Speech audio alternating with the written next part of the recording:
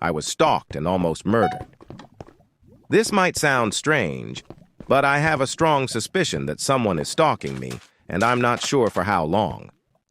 A few months ago, I broke up with my ex, which brought me a lot of peace, and honestly, I'm a happy-go-lucky guy, almost comically so. I sing in my car, smile all morning, and I just love life, which is why this has come as such a shock to me. Last month, I met a mutual friend. They seemed nice, and we talked for a bit. I reached out to them because they are transgender. I never intended to get into a relationship with this person, as I am a straight male, and I don't think I made that clear enough to them. I'll call them Frey for now, as that's one of their nicknames. After we talked for a bit, they wanted to move into a relationship, which I gently declined by explaining that I am a straight male. I could tell it hurt them, as they left me on red for a few hours before responding. After that, our communication slowly tapered off, and I think this is when the stalking began. I remember a few instances which were a bit off. I normally get coffee in the morning, every morning at my local Starbucks. This one day I got my coffee at home. I really didn't know why, but was tired and just needed to get to work. I chalked it up to me being a customer for so long that they gave me a free coffee. The barista said something else as I was walking away, but I didn't hear it. I'm now sure she told me who paid for it. The rest of the day was normal until I noticed a car circling my block. A red Toyota. They went slower on my street as I noticed them basically book it all the way around until they got to my side. My dumbass self thought they needed help, and when I saw them again, I walked outside to ask them if they needed anything. The second they saw me, they booked it out of there and didn't come back. This is where my suspicion started. A few days later, I was at a bowling alley with some friends. It was more of a competition, and we were determined on winning. When it was my friend's turn, I glanced away for a second to notice Frey sitting there having a beer.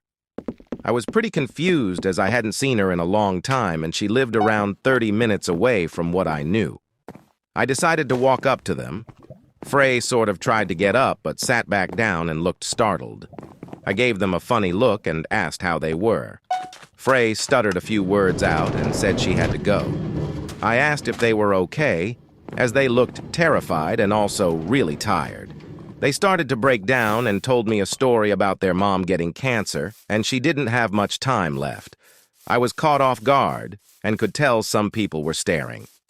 I didn't really care about that attention and just wanted to comfort them. But a few seconds later, Frey basically threw herself on me, sobbing so loud that even the competition was coming over to me, and a few other people walked over. I got a little flustered as I didn't expect this and told them that it's going to be okay and I can drive her home if they wanted. This is when it became even weirder. They screamed, "No!" so loud it almost hurt my ears, and she left the building. I looked up at my friends and basically the whole crowd and told them what happened. My friends and I wanted to talk to them, but they drove away, which is when I noticed the same red Toyota. Update, this was a few days after. When I got home today, I was thinking about that whole incident at the bowling alley and wanted to do a background check on Frey. When I went to their mom's Facebook, she was in Fiji, relaxing and talking about loving life. I was so caught off guard, I got a little dizzy. I went to grab my phone and call her to confront them. I heard a ringtone coming from my bedroom window. I looked to the side to see an eye piercing through the curtain and then quickly running away. Almost 2 seconds after I heard a crash at the bedroom window. I was already in my bathroom with the door locked and 911 on the way. Frey started screaming, telling me that they loved me and to calm down. I was crying, basically nauseous. No, 911 didn't get there in time, as she was at my bedroom window slamming it. I grabbed a fucking shampoo bottle, and the second it crashed open, I threw it at their face. Frey screamed. It sounded almost inhuman, but the shampoo got in their eye. I swung at their head and knocked them down. I didn't stop there. I stomped their head in for a little until they were knocked out cold.